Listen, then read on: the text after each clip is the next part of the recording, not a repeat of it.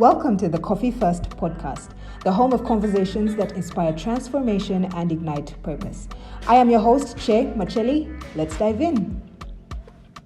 My guest on the podcast today is Aaron Kajumba. He is a pastor at Calvary, Westlake Community Church in California, a cinematographer, and a very passionate content creator. He joins me today to let me in on his journey in ministry, a few tips on overcoming imposter syndrome for believers, plus what ministry for creatives should look like. Welcome to the podcast, Aaron. Thanks for having me. First and foremost, I want to congratulate you on your recently concluded mission trip to Uganda. I happened to catch snippets of the behind the scenes of the activities that went down on your Instagram stories. Let me know, how did that go? So I pastor a high school ministry here in California at a church called Calvary Community Church in Westlake. And so part of our ministry is we do mission trips. And so we happened to go to Uganda with a ministry called Bayamba, Uganda. The beauty of this trip is that I am also taking kids back to where I grew up. So it's amazing to drive through the city and be like, that's where I got robbed. That's where I, buy pancakes. That's where I went to high school and whatnot, stuff like that. So it's interesting like that. But we were actually partnering with a ministry called Bayamba, Uganda. And our role really was to talk to the kids about mental health. That's what we're doing from a biblical perspective. We did a series called It's Okay Not to Be Okay. And so we taught that. Our kids did a great job. A team of 26, 20 high schoolers and 6 adults. And that's what we're doing in Uganda. Right. Now, I always get excited when I hear about Ugandans doing great things in ministry or advancing the kingdom of God outside of home in the diaspora. You are a Ugandan pastoring a community church in California. I need you to take me into the journey through the corridors of life that led you to where you are right now. How did that happen? Thank you for giving me that opportunity. I actually was born in California, but grew up in Uganda with my family on mission. My father being from Uganda and my mother from being from California, African American lady. Oh, wow. Moved here when I was about a year. Moved to Uganda rather when I was about a year, and I grew up basically watching my parents live and love like Jesus. Watching them start and continue a ministry called Fishers of Men Uganda, which I led at some point in my life. But yeah, grew up 19 years of my life, went to high school and all the things, primary school, all those good, amazing things, when you get a 4 in PLE or 5, something like all those things, all the intricacies of being part of the education system, but got arrested truly by the Lord after my high school. After my high school, spent about a year. You know how in Uganda there's a dynamic where people will go out to have overnight prayers from 6 p.m. to 6 a.m. Well, I used to tell my parents after my S4VAC, I'm going to an overnight prayer. But really I spent all that time actually in the club, just wilding out, doing crazy stuff. Oh, you had a club phase. Yes, I did. And that was my life, more of my story was I actually spent time having sexual sin. Like I was into prostitutes and all that dynamic as well. So my parents thought, oh my gosh, this guy's out here responsible, going to overnight prayers. I was making money. I was volunteering for Red Cross and all this stuff, but I was out there just wilding out. And so it was in the middle of those spaces where people would be sent to me to ask me questions about what does the Bible say about X, Y, and Z. I'm trying to party in the club, and guys are like, yo, what does the Bible say about this and whatnot? And I realized there are many people who had actually ended up in that space following me. And so I recognized, one, the call of God in my life as a leader, but also I felt the weight of my own sin. So that's really what it was, my not following what God had called me to. And I stopped. And then a year later it was the heart of the missions pastor of the church that sent my parents out to Uganda that had us do this internship at the church in California. Went back and developed the heart of a father, and for a span of 6 years, basically, I became the high school pastor in California. Went back to Uganda later on to run Fishers of Men, where I was pastoring pastors. The ministry has over 54 churches, so I was technically a bishop. and then was asked to come back to the States to for what I thought was going to be 2 years, ended up being 5 years of ministry. So this is the fifth year of ministry being here. But the aspect of being a content creator, whatnot, came when I was in Uganda, living as a missionary personally. My brother and I started this company with a friend of ours called David James Ocheng and Pachuto Andrew, and a few other people. Edith from All Saints, so whatnot. Very good people, quality people. We started this company called Bat's Beard, and Bat's Beard for me was a tent making thing, which means basically it was my side gig as I'm preaching the gospel. So it helps me preach the gospel and finance ministry. So yeah, we did the Amen video for the Collective UG, which went viral. We did a few other things and whatnot, but mainly documentary stuff for like USAID and whatnot. So that's my short story in a nutshell. Wow, that's really, really powerful. I just want to thank you for your honesty and vulnerability about what you just shared. I know many people would prefer to just shy away from their past, but I do believe that it is those elements that actually strengthen our witness of the transformative power of the Lord Jesus in our lives. So thank you once again for that. Okay, so here you are, Pastor Aaron, and you are pastoring. What is something that you experienced that you didn't expect came with pastoring? That I didn't expect. I think I didn't expect to. Let me say it this way. I think people who are pastors or in ministry, I describe ministry as a glorious weight. When the Bible talks about how not everyone should become teachers because there's a high responsibility, that's a real deal. So there's a healthy weight that helps you, the responsibility to walk straight and to carry the load of your own practical day by day sanctification, trusting in Jesus, abiding in Jesus. But then the other aspect of it, which was weighty, would be just the people. In the sense that the sheep bite sometimes. And so just being in those situations where I've seen even people who at one point I would call mentors uh, basically go back on what they taught me and just run amok, which is wild. And so, yes, I think that's one thing that surprised me was having the sheep bite back to people who have been entrusted to care for them. I do hear you on that one. The sheep do tend to bite the hand that feeds them. Now, it is May, and May is Mental Health Awareness Month. And I was actually going through your YouTube videos, and a while back, you did a video talking about imposter syndrome, and how it gets the most of the best of us. The theme this year for Mental Health Awareness Month is anxiety, and I do know that imposter syndrome does present a form of anxiety or doubt when it comes to somebody's capabilities or things that they've been graced to do. You are a pastor, but you're also a creative. You are a content creator. You are a cinematographer. So you have some idea of how imposter syndrome does get the best of us. Can you just share how imposter syndrome has shown up both in ministry and in your creative work? Yeah, in ministry, which is, I guess, my main space, would be just the doubt of whether or not I've taught correctly. Because my biggest fear or biggest anxiety in that space is have people understood. It said in Proverbs that you're supposed to get wisdom, but above all things, get wisdom. Get understanding, And so it's like, okay, Lord, as I teach, and I understand this, I know this in my being of beings, where it's like, I know I preach by the power of the Spirit. It's not me who's necessarily speaking. I prepare and have my part to do in it, but then ultimately the Spirit of God teaches people. And yet I still would have that doubt very often of like, was it good and whatnot? I remember asking people early on in ministry, like, was that okay? Was that good? Was it clear?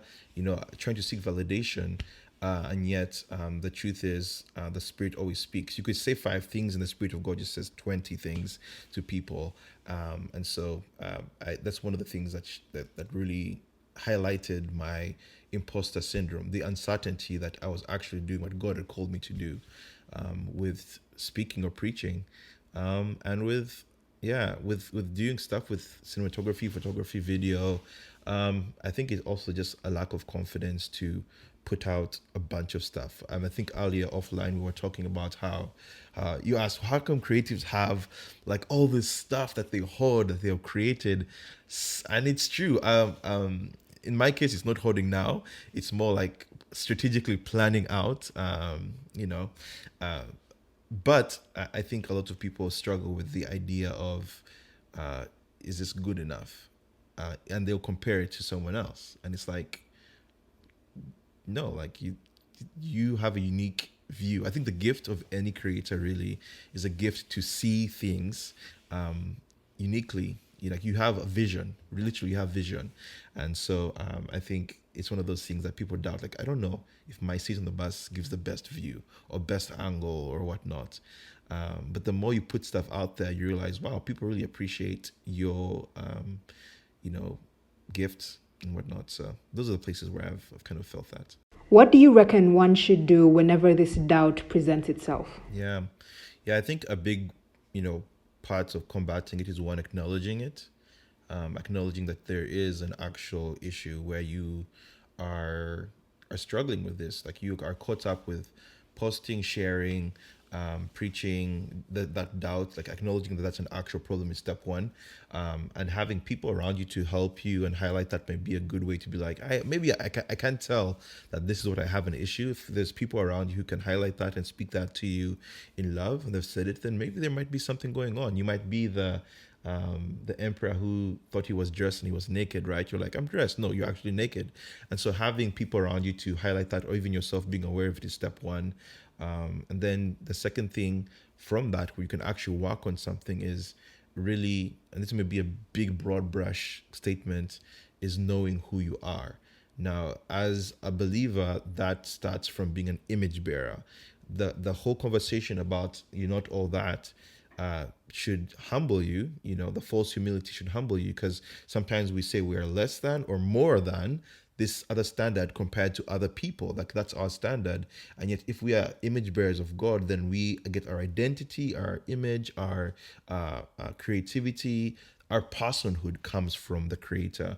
And so in that sense, yes, we recognize that. And so I think a journey to finding who you are, not to sound like ethereal, but to say like a journey of a self, but in Christ ultimately, is where that would be more secure. And sure, there are people who've gone on journeys to do all kinds of things to do that, to go out on the mountains or whatnot, and the Lord can speak to you in different ways. And I don't like cap on people who say the universe is speaking to me or whatnot, because ultimately what they're referring to as the universe is the Lord.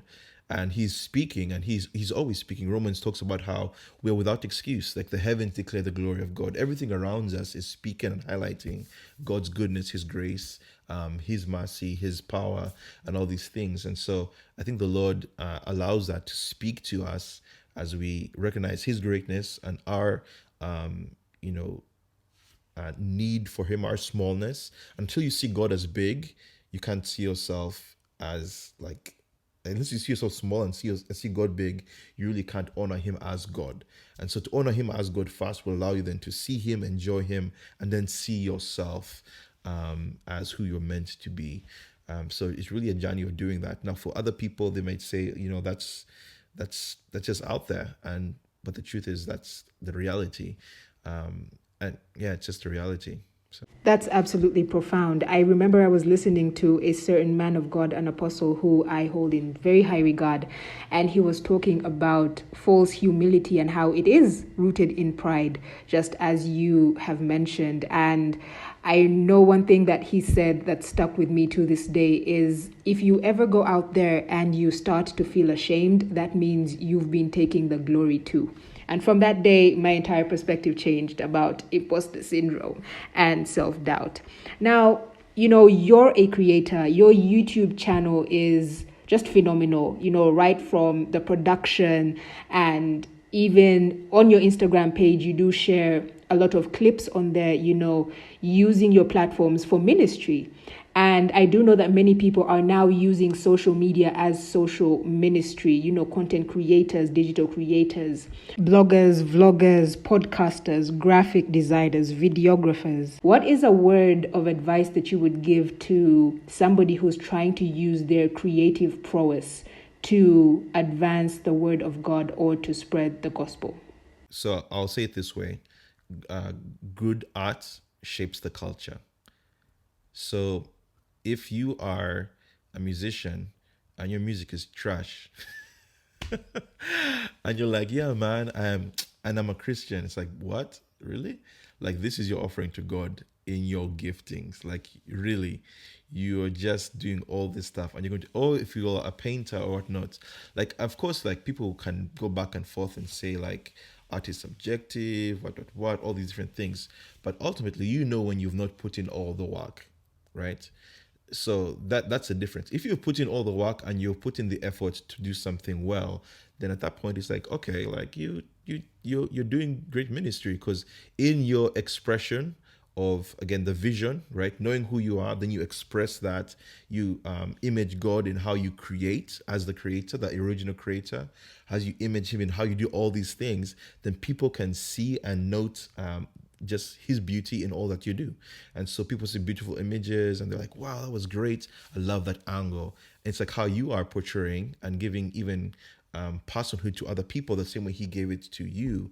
So it also matters like what you create, right? So there's a question of like, would you ever shoot like people who are naked or whatnot? I'm like, if I was doing it in a way that would honor the person and not be a stumbling block to someone else.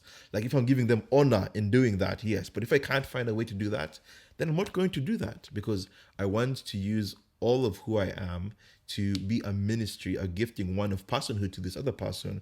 But anyone else who sees it also doesn't feel like the image of God is being like toned down in their eyes or in their hearts, or what we're calling a stumbling block, right? And so, yeah, how do you do that in ministry? Ultimately, if you use your good art to minister to others, period. That's it. So that's with like preparing for a sermon, that's preparing for a podcast. I'm learning this currently as I prep for stuff I'm working on right now, is to actually know the people. Like even when I'm doing documentary stuff, like sit down with the people, get to know them, so you get to record their story, you represent them well, represent them well. So, and that's a ministry, because no one, you've seen so many documentaries now where people come out later on and say that's not who I want to be, they portrayed me wrong and all this stuff, and that's not ministering to them. And they'll be like, that guy, it was that Aaron guy, and he says he's a Christian and he didn't, like, man. So all that stuff comes together, so it's all matches up. Wow, super, super deep. I'm over here taking notes. Let's talk about Order and Ardor. The first time I heard you speak about Order and Ardor, I was like, you know what, maybe I think he has a history in like spoken word, or like he used to be a rap artist, and it's just wordplay. I had never heard of the word Ardor in my life. Could you just share what Order and Ardor is about and what the origin or the genesis of the name of that is? So Order and Ardor was birthed out of my desire to bring attention to the fact that as believers, we have to match our theology with the passion to do what God has called us to do. In many spaces, you have people who are order, meaning they're deep into theology, and so they're so heavenly minded, they're no earthly good. We've had that said many times before, and so their head is in deep theology. They're on like talking about Reformed theology, tulip, all these other things. If you don't know what that is, guys, then don't worry about it. At some point, you'll figure that out. But like they're into all this stuff. Then on the other end of the spectrum, you have extremes where people are super passionate about God, and they they don't want to think, or they don't just refuse to think about what these things mean in their day-to-day lives. And so they're very existential in their expression. And so my hope is that as believers, we're supposed to have, and this is from actually a Presbyterian term, not that I'm Presbyterian, my my history in places that I've been in ministry is very eclectic. And so one thing I've learned from like the Presbyterian denomination specifically, they had the term called order and ardor. And order is theology, and ardor is passion. And so my idea is that what we believe about God should then inform our passions. So whether it's being a carpenter, a teacher, being a Bible teacher, like all these things, what we believe about God as image bearers, about his goodness, his mercy, his patience, his love, should then inform how we then live that out amongst the unbelieving world. And so that's what Order and Ardor is. It was birthed out of that in 2020 in COVID. Right now is in a shifting phase. We might drop the name, shift the name, keep the name as part of our tagline. I don't know, but right now it's kind of shifting. So it's kind of like my online extension of ministry, which might just end up being all on my one channel or whatnot. So yeah, that's what it is. Wow, I do agree that there is a certain level of balance that needs to be ascertained to our spiritual lives. You know, there is a danger that comes with the charismatic and the zealous nature of just leaning on the dependency for encounters and ignoring the ministry of the word. It's really dangerous. This is actually how a lot of people are being led astray and being deceived by all these false prophets and all this deception that's being brought our way by people who are just preying on people's despair, you know, especially here in Africa. A lot of people have preyed on people's ignorance of the word in that way. You know, there's a saying that if you want to hide something from an African, place it in a book. And it's actually very sad that many people are being led astray. And so thank you so much for that. I appreciate that. But you touched on something that's interesting. Like even when you talk about prayer, so where people's faith is in prayer. Now, do you know prayer is powerful? Yes. But people have faith in prayer, not in the God who answers prayer. Like that becomes like the concept. Or when you say if it's not in the word and whatnot, like I want people to search the scriptures and to seek understanding and then learn how to practically apply that to everyday life. Like doing ministry for me in Uganda is very different from doing ministry in Aventura on the Avenue, which is considered the hood here. Now where I do ministry now is considered like upper class, like people and whatnot, and that's a different dynamic of being in Uganda, like the hood, like over here in a Presbyterian church, in a Baptist church, which is basically like just think every African American church you can imagine of seen on TV. Like in all these contexts, I've been learning all these dynamics, and so you have to get your theology and say, okay, Lord, how does this then apply? Instead of just saying, let me just be like, there's open and closed hands things, for sure, but in all things we should have charity for one another. So you've done ministry in both Uganda and the US, in America, right? Can you just contrast what the landscape of faith or the belief that is on this end in Uganda, how does it differ from the landscape of faith that is in the US? yeah, I think the bigger contrast would be, I think in Uganda there's a sense of that ardor, that passion, to do things, and then on the other end there's a lot of like high theology in the States. And I think uh, having grown up in Uganda and been to overnight prayers and like, you go to give an offering, people are dancing to give an offering because you're bringing it into the house of the Lord, and so that's like, oh my gosh, for me, I read that in the Bible and I'm like, yes, I'm bringing in these things into the house of the Lord, it's a blessing. And then you come over to the States and it's like, you guys are just like, first of all, you're clapping off beats, but like, this is not actually making you rejoice. Like, do you know the words you're singing? Like, do you know the God you're worshiping? And so it was just like, yeah, we don't do that. And it's like, what? What's going on? So I think watching the difference between the two was the bigger thing, for me to see. Aside from that, I think there's a lot more structure, which is a healthy aspect in the States to how things are run. So there's checks and balances for things, with discipleship, with a bunch of stuff like that. So I think that there's a lot of good churches in Uganda that are doing that, but majority of them are not. And so I think that would help, and is one of the things I've implemented, or what I was doing, specifically with Fish of Men, was creating structure for discipleship within the context of our body. And so those are I guess the bigger differences, but it's the same Jesus. If you have faith and your faith is in Him alone, then you watch Him do His thing because He's not a liar or lunatic or thief. He's Lord, and so we can trust Him as that. Absolutely. I also feel like the intense level of Ada that is found not just in Uganda but in African countries is because of a certain reverence for God, a certain dependency on God. Because, listen, Africans have known a very premium level of suffering, right? It's there's a knowing that the difference between you and the grave is Jesus. Whether you know Him personally or you don't know Him, you just know there's Jesus and you depend on Him, right?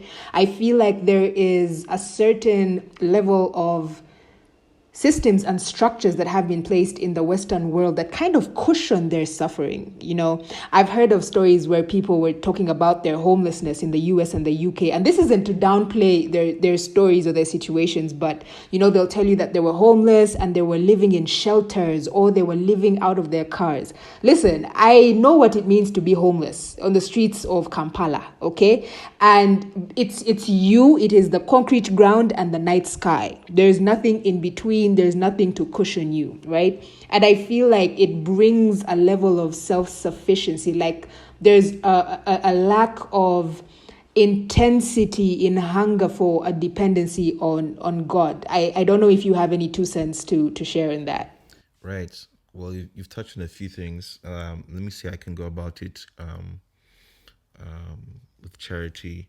I would say that sin is sin everywhere. Our brokenness exists because of Adam. There's varying degrees of that in different spaces, and I think it's intentional because, of course, the enemy is the Lord and the Prince of the power of the air, and this is his space right now, and there's things he's just going to be dynamically working on. Yeah, he's been studying humankind for years, right? So when you talk about like that dynamic in the States, I think the States specifically, because there's a lot of opportunities to have providence and all these things, there's a sense of self-sufficiency, right? Which is pride and which is, I don't need God. Same thing as, the enemy. On the other end, in Uganda, or I can't speak for all places of Africa because I've not visited as many, but I know that specifically in our context in Uganda, because there has been less, to some degree, there'll be a sense of I'll figure it out for myself, which has been, of course, Ugandans are very entrepreneurial. I'll drop a Ugandan in Rwanda, he'll be making money. Drop him anywhere else, like he'll figure it out. He'll be fine, right? Because they're entrepreneurial. That has come from that pressing and whatnot. But I think there's also been people who, on the other end of that spectrum, fall prey to just give me because you're the one who has the connection to the one who can, give me all these things, right? So it's either the pride of I can do it myself and figure it out, or on the other end where it's like, well, I think I can do it myself, or you can just give it to me, right? So we see those guys on the sides of the streets of Kampala who do this, and they're just like, their hands, and for those who are listening, I'm actually moving my hand up and down, which is basically like the begging thing for people on the streets of Kampala. And so there's so many people who are in that context who live in that space. But going to your, like the beginning part of your statement, your question about, people who have no reverence for God or whatnot, one, you have to understand that God is in control. So if that's true, and that God is good, then all these things now become a matter of trust, where it's like, do I trust that you are good, God?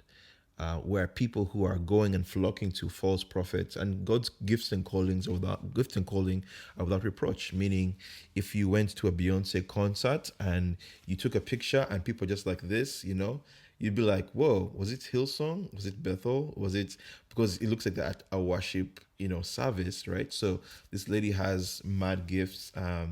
What's this new water in Kampala with this lady? There's like two artists who made like water bottles on there. Anyway, a Spice Diana, or That's what. Yeah, yeah. Oh, you were trying not to say the name. I'm sorry. I'm just saying names. No, Spice Diana or whatnot. Like if you went to their concerts and whatnot, you'd be like, wow, like this is amazing. And the thing is, like, they are using their gifts to do things that are not glorifying to the Lord, right? And not even all of the art is great, I dare say. So there's that. But what I would hope to see is people who have gifts of prophecy, who have gifts of healing, like who God has said, okay, I'm going to use you as a vessel of that to happen, not to use that for their own gain, to have people then take the idea of honor and then you honor the man of God, which is great, or the woman of God or whatnot, but then you elevated the gift and not the gift giver. And so you have a form of idolatry. And I think that really comes down to, again, that whole idea of false humility and pride. In my personal life, that's one thing I'm always trying to knock down, is to check my heart, like, Lord, was that prideful in this statement? If I say this, will this be helpful? Will this be something that make people look at me? Is this just smart and cool just to be about me?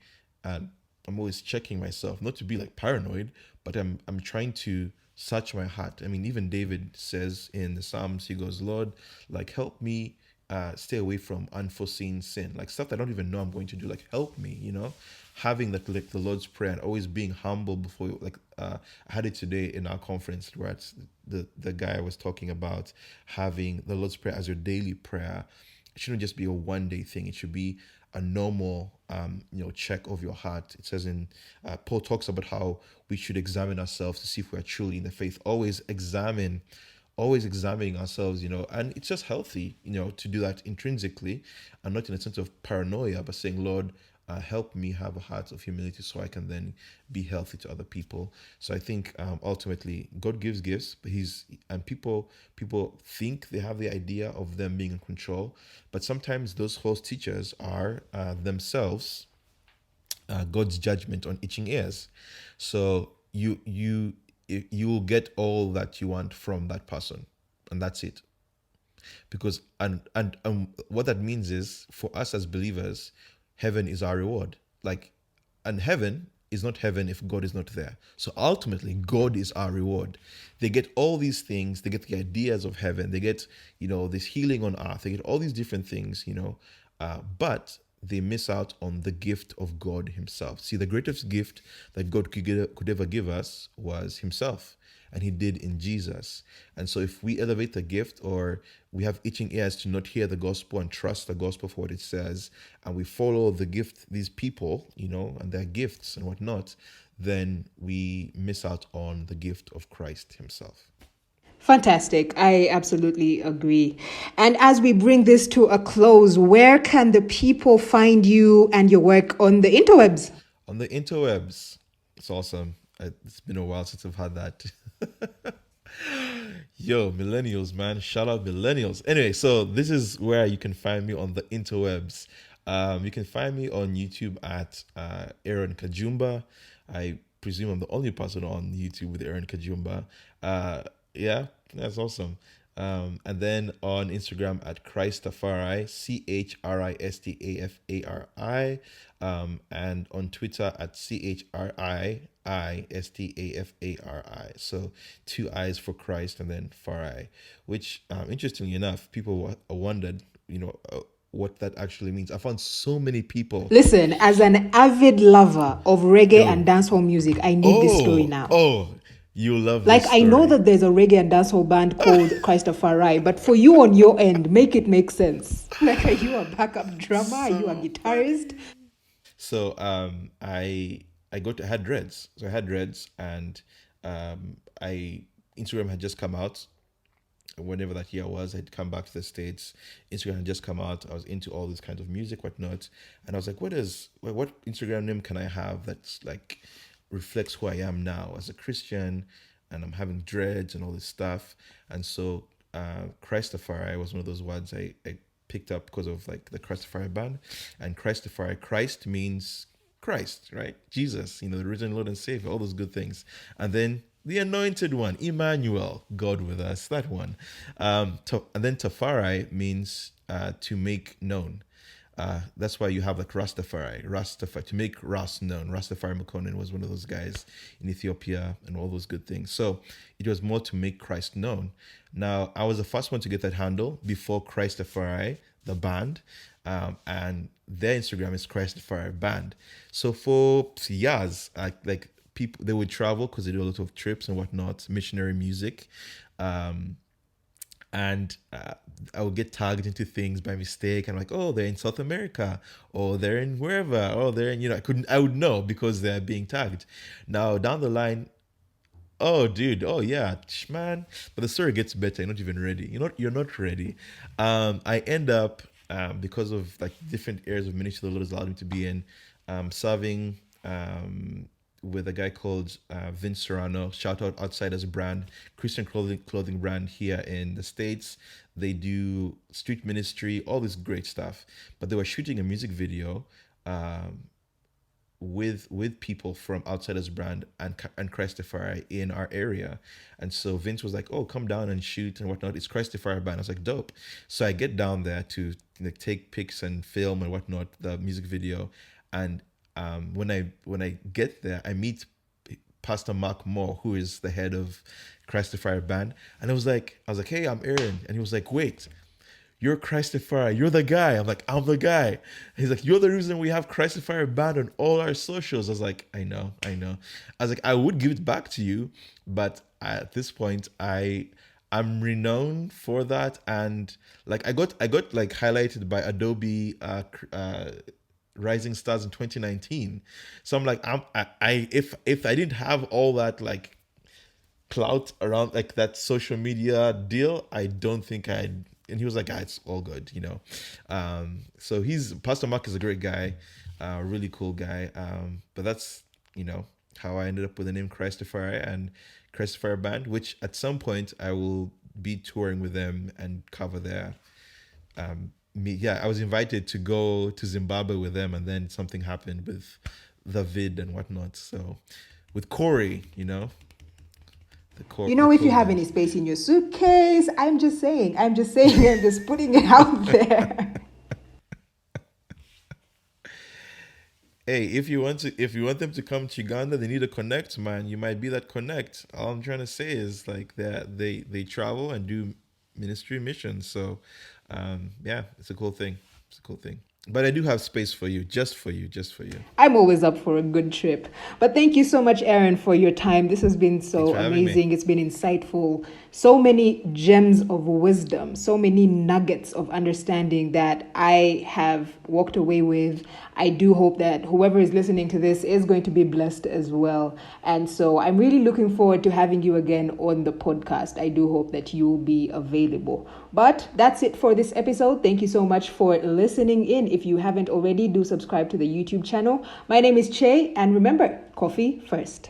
Thank you for listening to this episode of Coffee First. I want to hear from you. If anything stood out for you from this episode, go ahead and leave a comment, like the video, and if you haven't already, go ahead and subscribe to the YouTube channel. You can also keep up with all the episodes on Spotify, Apple Podcasts, and Google Podcasts.